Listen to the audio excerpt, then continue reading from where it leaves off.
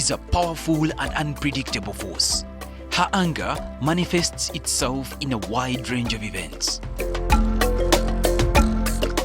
On our Seeds of Gold eastern leg, Mother Nature had unleashed her fury with a torrential downpour, causing flood waters cut off 7 counties. It was impossible to cross to Chikobero village in Bulambuli, Kokakorasi, Burutani and Sisi sub-county. A U-turn was inevitable.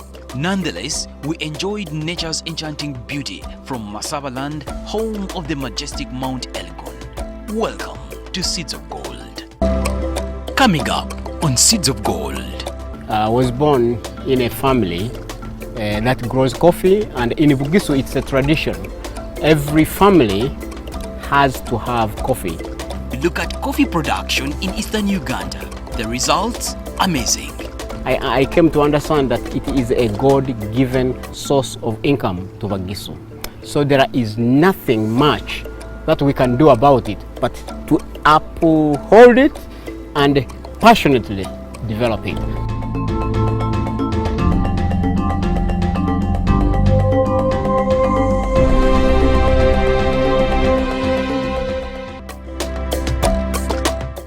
Coffee is one of Uganda's top export cash crop. It is grown in most parts of the country according to the type of soil and topography. For example, Robusta coffee grows well in lowland areas 1,200 meters above sea level, and Arabica coffee grows well in highlands such as the slopes of Mount Elgon and Mount Rwenzori in the west. Coffee as a crop is very unique and very consumable by the entire world. Coffee's taste is unique to where it's grown.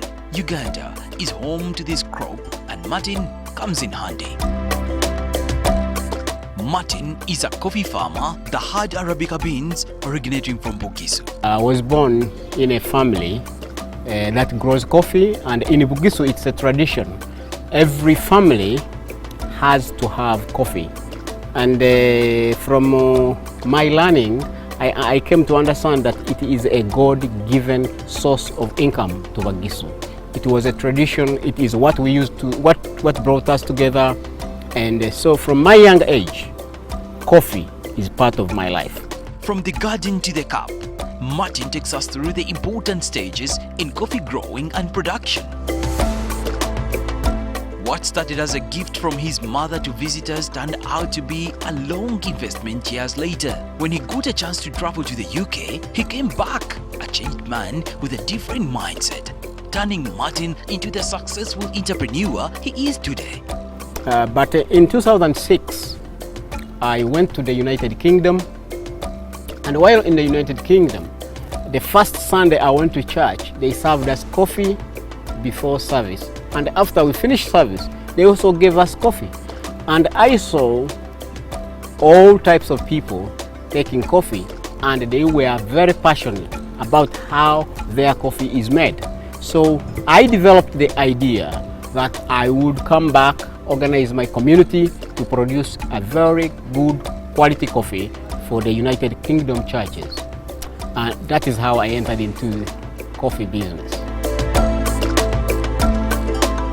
Chikobero Coffee is the result of the collective effort of the community and Martin's fine-tuned guidance. I developed Chikobero Coffee Company, which is a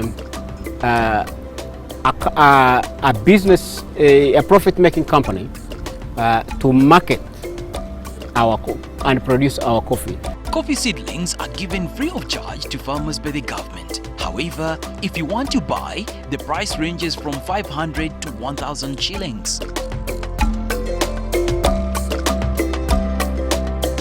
Coffee takes an average of 3 years to start producing. The costs of maintaining coffee, especially after reaching the flowering stage, is quite low. So farmers pick red cherries. They are brought to the central place, which is Chikobero wash station. We float them to remove the insect bites. We hand pick overripes and underripes in case they have passed. Then coffee is pulped.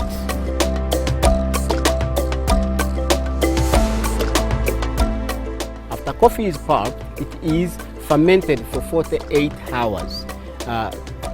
Why is it fermented for 48 hours? We are at the high and elevated altitude, so for the mucilage to be worked out for clean washing, that is why we ferment the coffee. And after we ferment, we wash coffee after 48 hours with clean water. And then after we wash, we dry the coffee on raised beds. We don't put our coffee on bare ground because we produce specialty coffee. Coffee dried on ground absorbs the soil and other things, so it interferes with the aromas. Now when we finish, coffee is dried between because of our altitude and it's between 1 day to 32 days.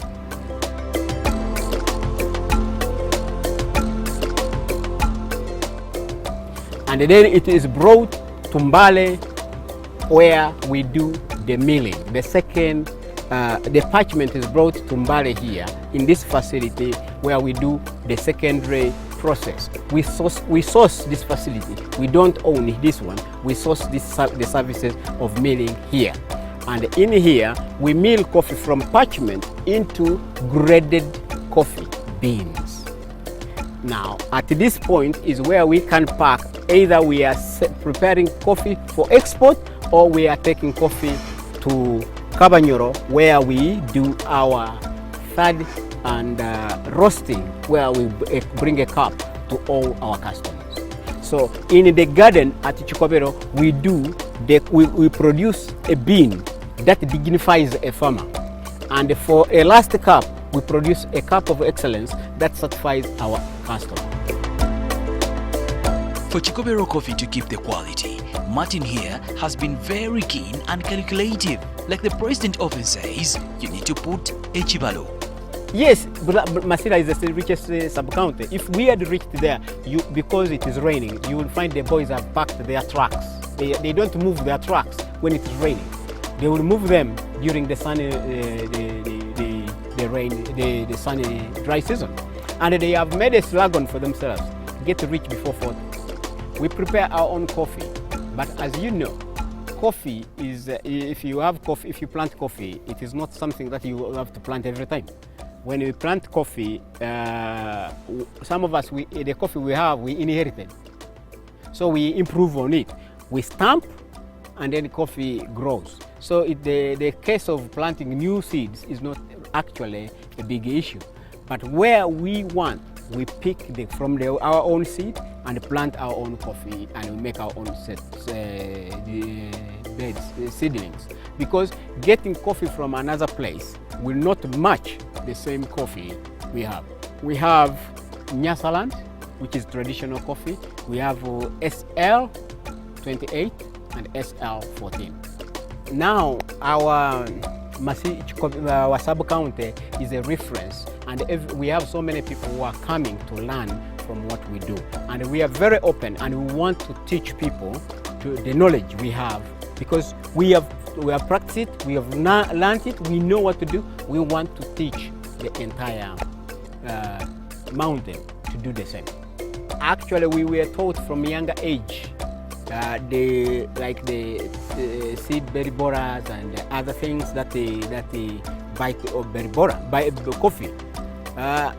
We were told by our parents they used to use ash, pepper, and mix a number of namsuja with certain leaves that they would mix and use to spray and kill those. But when they turned to using fertilizers, most of their coffee became a problem. Now people have gone back to the original method of preserving their coffee, and it works better. We have trained, skilled, documented 420 farmers how to do organic practices, and we've been audited. 107 of them have been audited by EcoCert to be certified organic.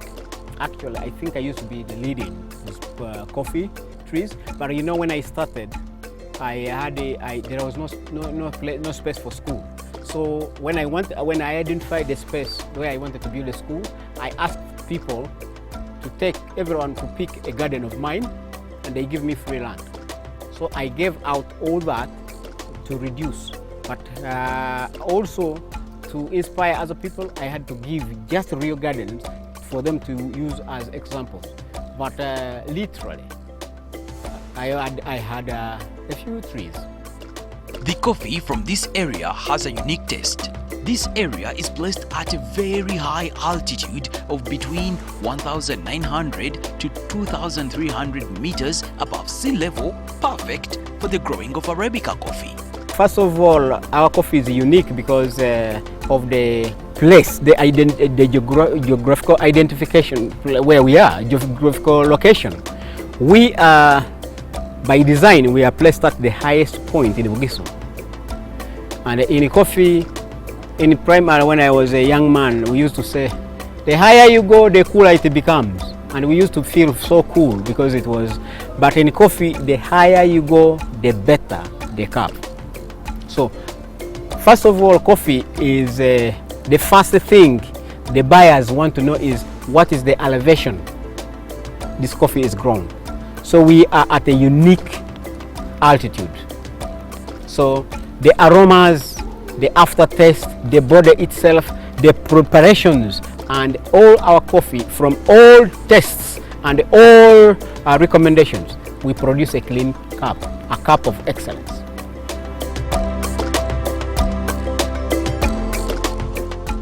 When we return, Seeds of Gold would be looking at the bigger market and value addition. We get to visit Churad in Kabanyolo, where Martin does his final stage of roasting and packing of coffee.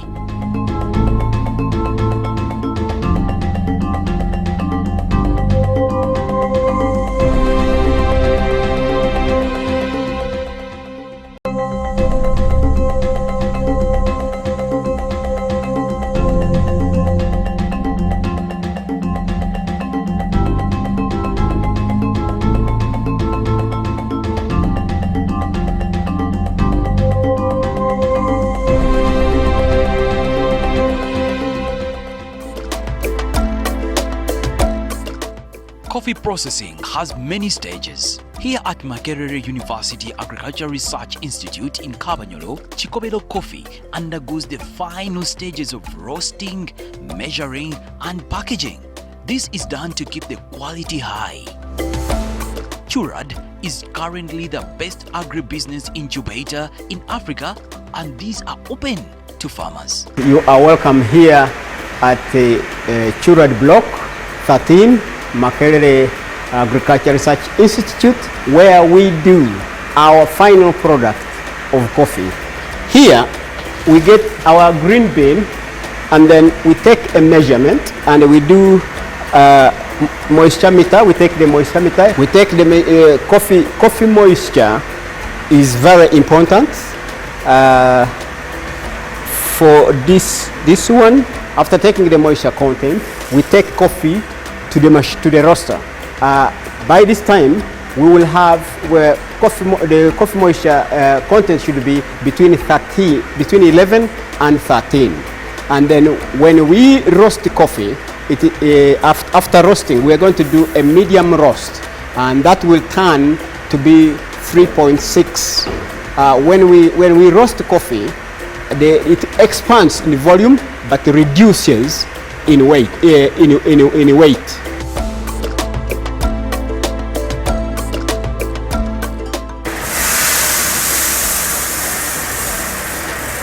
We heat the machine up to 206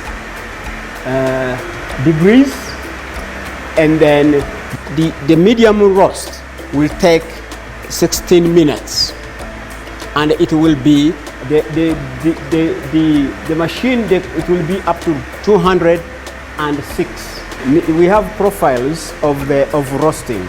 There are people who prefer light roast, medium roast, dark roast, and medium dark. So it is the profiles of roasting that we have, and this is all preference from people from different countries. They prefer different roast profiles. Here in Uganda locally, we do mainly medium roast. We actually wait to the rightful temperature. It will be 206 degrees. Yes. So here we hope that the coffee is getting ready according to the observations and the way we see, and we are going to remove stop before 16 minutes. But we are still waiting as we get the indications and also as we continue to see the process. This is the most sensitive part of how to make sure you do it right.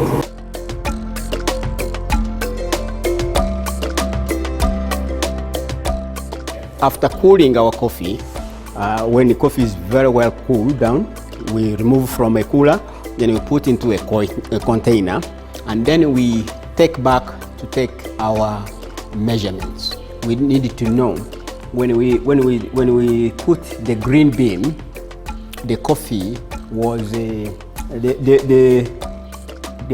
volume was smaller.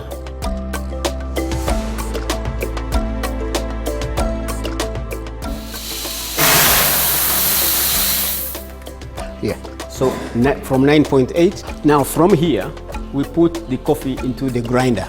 Depending on a customer preference, we either grind or give real roasted beans. But some people prefer their own grinding depending on the machine they are using for making their coffee or the type of coffee they want to do. So here we have two options. We either pack coffee in, we pack coffee beans, coffee roasted beans, or ground. But for ground, we are the one who make the choice for you. Our customer has no, he has to buy what we've done, and that is the general for the local market. Whereas for international market, we have a specific orders of what we grind. We either grind coarse, medium grind, or fine. We do this, and also we flash because there was a coffee roasted, and the coffee that we roasted earlier, we are not sure which coffee. It might be Robusta, so it might have some remain contaminated with ours. So we flush the machine to get our real smell, because coffee absorbs, it takes every smell. So that is how we maintain the consistency and the aroma of Chikobero coffee. Next week on the show, we meet Mr. Nsadu Edmond, a food technologist at Chured, to throw more light on what is required. We receive entrepreneurs we normally have an annual innovation challenge where we have a competition. These charts help us during cupping our coffee. Like if I'm talking about cupping is the testing of coffee to know the different flavors, the taste, the body,